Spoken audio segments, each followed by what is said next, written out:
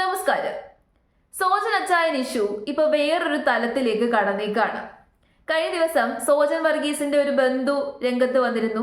സോജൻ വർഗീസ് മഹാചതിയനാണ്, വഞ്ചകനാണ്, ഒരുപാട് ആൾക്കാരെ പറ്റിച്ചിട്ടുണ്ട്, ഒത്തിരി ആൾക്കാരുടെ കയ്യിൽ നിന്ന് പൈസ തട്ടിയെടുത്തിട്ടുണ്ട്. പൈസ തട്ടിയെടുത്താണ് ഇയാള് ജീവിച്ചുകൊണ്ടിരിക്കുന്നത്. അപ്പൊ ഇയാളുടെ തട്ടിപ്പിനൊക്കെ കൂട്ടു നിൽക്കുന്നത് ഇയാളുടെ അമ്മയാണെന്നാണ് ആ ബന്ധു പറഞ്ഞത്. അതും കൂടാതെ ഇയാൾ ഒരുപാട് കല്യാണം കഴിച്ചിട്ടുണ്ട്, ഒരുപാട് സ്ത്രീകളെ വഞ്ചിച്ചിട്ടുണ്ട്, പറ്റിച്ചിട്ടുണ്ട് എന്നൊക്കെ ഈ ബന്ധു പറഞ്ഞിട്ടുണ്ടായിരുന്നു.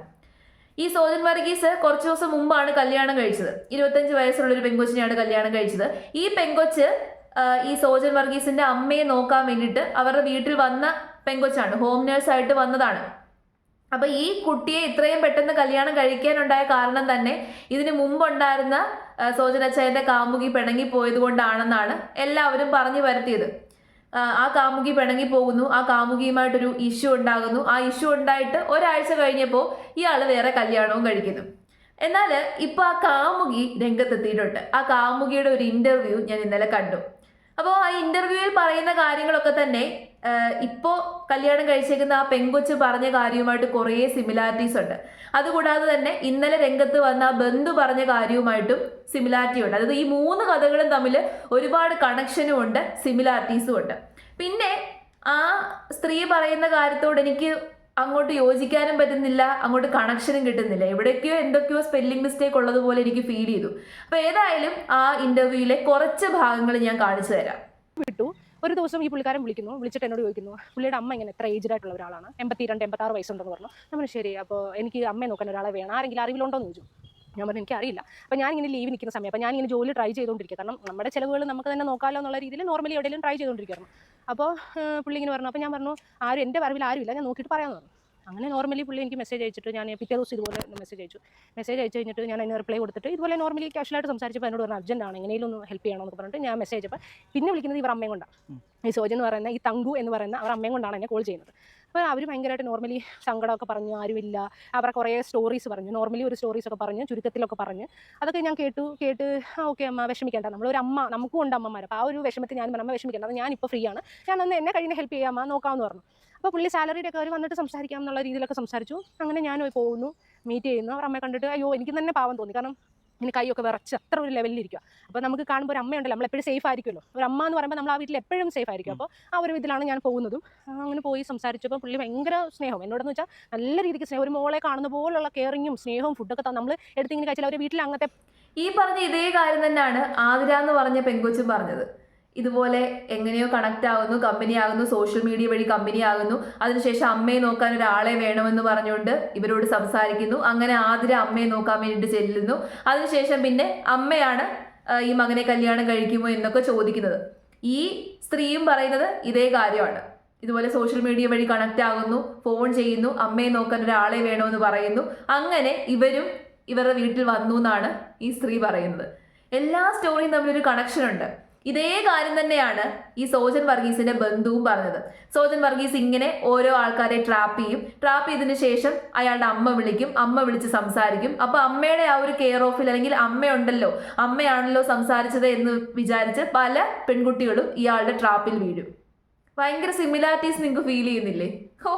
ഇവര് ഇപ്പൊ പറഞ്ഞുകൊണ്ടിരിക്കുന്ന കാര്യങ്ങളൊക്കെ തന്നെ സത്യമാണ് എന്നുണ്ടെങ്കിൽ ഇപ്പോ ഇയാൾ കല്യാണം കഴിച്ച ആ പെങ്കൊച്ചിന്റെ അവസ്ഥയോർത്ത് എനിക്കൊരു ഐഡിയയും കിട്ടുന്നില്ല. അവരുടെ അവസ്ഥ എന്തു ആകുമെന്ന് ആലോചിച്ചിട്ട്. അമ്മയും കൂടി ഇൻവോൾവ് ആകുന്നു എന്ന് പറയുമ്പോൾ ഇപ്പൊ അമ്മയ്ക്ക് വയ്യ, ഹോസ്പിറ്റലിലായിരുന്നു, ഹോസ്പിറ്റലിൽ നിന്ന് വന്നതേ ഉള്ളൂ. വയ്യാത്തൊരമ്മയാണ്. വയ്യാത്ത അമ്മയായിട്ടും ആ അമ്മയും ഈ മകന്റെ തട്ടിപ്പിന് കൂട്ടു നിൽക്കുന്നു എന്ന് പറയുമ്പോൾ ഭയങ്കര കഷ്ടമാണ്. നമ്മുടെ നാടിന്റെ ഒരു അവസ്ഥയെ. ബാക്കി കാര്യം കൊണ്ട് നമുക്ക് കേൾക്കാം. വന്ന് നിൽക്കുമ്പോൾ പിന്നെ കുറച്ച് നാളൊന്നും വേറെ വലിയ കുഴപ്പമൊന്നുമില്ല. പിന്നെ പുള്ളിയായിട്ട് പിന്നെ പുള്ളി നോർമലി എന്നോട് സംസാരിക്കും, ഭയങ്കര മിങ്കിളാവുന്നു, ഫ്രണ്ട്സ് പോലെ ആവുന്നു. പിന്നെ ഈ പുള്ളിയുടെ ക്യാരക്ടർ നമുക്ക് മനസ്സിലായി, ഇത്രയും ചൂടേ ഉള്ളൂ, പുള്ളി കുറച്ച് അങ്ങനെ ഒരു പ്രകൃതമാക്കി നമ്മളെ മാറ്റിച്ചതാണ് ഈ അമ്മയും മോനും. ഈ പറയുന്ന 2 ക്യാരക്ടറും നമ്മളെ, അതായത് ട്രാപ്പിലാക്കി നമ്മളെ സ്നേഹിക്കുന്നു എന്ന് പറഞ്ഞില്ല, അതാണ് ഈ അമ്മയും മോനും കാണിച്ചുകൊണ്ടിരുന്നത്. അങ്ങനെ സ്നേഹം പ്രകടിപ്പിച്ച് നമ്മൾ സേഫ് ആണ്, അവരെല്ലാവരും പറയണം അവരുടെ അടുത്ത് നല്ല സേഫ്, അവരിൽ നിന്നൊരു മിസ്റ്റേക്ക് ഇല്ല എന്നുള്ള രീതിയിലാക്കണം എന്നുള്ള രീതിയിലുള്ള സംസാരം ഇടപെടലുമാണ്. അവരെ വിശ്വസിച്ച് പോകും. അപ്പോൾ നിങ്ങളാണെങ്കിലും അവരുടെ അടുത്ത് കുറച്ച് നേരം സംസാരിച്ച് കഴിയുമ്പോൾ ആ വാക്കുകൾ വിശ്വസിച്ച് പോകുന്ന രീതിയിലുള്ള സംസാരമാണ് അവർ അമ്മയുടെയും മോൻ്റെ. അങ്ങനെ നമ്മൾ അങ്ങനെ ആയി കുറേ കഴിഞ്ഞപ്പോൾ ഈ പുള്ളിക്കാരനായിട്ട് ഈ പുള്ളിക്കാരനായിട്ട് കുറച്ച് നല്ല രീതിയിലുള്ള ക്ലോസ് മിങ്കിളായി കഴിഞ്ഞപ്പോൾ എവിടെ പോയാലും നമ്മൾ ഒരുമിച്ച് ട്രാവൽ ചെയ്യും. അതായത് പുറത്തൊക്കെ പോകുന്നത് അവിടെ തന്നെ എറണാകുളം തന്നെ പുറത്തോട്ട് പോകുമ്പോൾ സാധനം വാങ്ങിക്കാൻ പോയില്ല. അങ്ങനെ നമ്മൾ ഭയങ്കര കമ്പനിയായി, നല്ല ഫ്രണ്ട്ഷിപ്പ് പോലായി. പിന്നെ അത് കഴിയുമ്പോഴത്തേക്ക് ഇവർ അമ്മ എൻ്റെ അടുത്ത് ഈ സെയിം ഇപ്പോൾ ഈ മാരേജ് കഴിഞ്ഞ ഒരു പെണ്ണിനെ അടുത്തിരുത്തി പറയുന്നുണ്ടല്ലോ, എൻ്റെ മോളെ ഞാനാണ് ഇത് ചെയ്ത് ഞാൻ മോനല്ല, ഞാനാണ് ഇൻവോൾവ് ചെയ്ത് ഇതിനകത്തെല്ലാം ഇതാക്കി എന്നൊക്കെ വലിയ ഡയലോഗുകൾ അടിക്കുന്നു. സെയിം തന്നെ എൻ്റെ അടുത്ത് ഇതുപോലെയാണ്. എല്ലാവരും കാണുമ്പോൾ ഇങ്ങനെ എൻ്റെ മോനാ എന്നുള്ള രീതിയിലുള്ള സംസാരമാണ്. അപ്പോൾ ആരടുത്തും ഇങ്ങനെ വേറൊരു മോശമായിട്ട് ഇങ്ങനെ സംസാരിക്കത്തില്ല. പക്ഷെ അകത്തിരുന്ന് പറയുന്നത് വേറെ വർത്താനവും പുറത്ത് കാണിക്കുന്നത് വേറൊരു ക്യാരക്ടറും, ഈ രണ്ടുപേരെ. എന്തൊക്കെയാണോ അമ്മയും മകനും കൂടി ചേർന്ന് തട്ടിപ്പ് നടത്തുന്നു. അമ്മയും മകനും ഒന്നിച്ച് സ്ത്രീകളെ ട്രാപ്പിലാക്കുന്നു. മകന് വേണ്ടിയിട്ട് പെൺകുട്ടികളെ ട്രാപ്പിലാക്കുന്ന അമ്മ. ഇവർ പറഞ്ഞതൊക്കെ ശരിയാകാനുള്ള സാധ്യതയുണ്ട്. കാരണം 3 സ്റ്റോറി നമ്മൾ ഇതിനെ പറ്റിയിട്ട് കേട്ടു. ഒന്ന്, കല്യാണം കഴിച്ച ആതിര എന്ന് പറഞ്ഞ പെങ്കൊച്ചിന്റെ സ്റ്റോറി. ആ പെങ്കൊച്ചിന്റെ സ്റ്റോറിയിൽ ആ പെങ്കൊച്ചിനെ ഇതുപോലെ വിളിച്ചു വരുത്തിയതാണ്, പിന്നെ അമ്മ കാരണമാണ് കല്യാണം കഴിച്ചതെന്നാണ് ആ പെങ്കൊച്ച് പറയുന്നത്.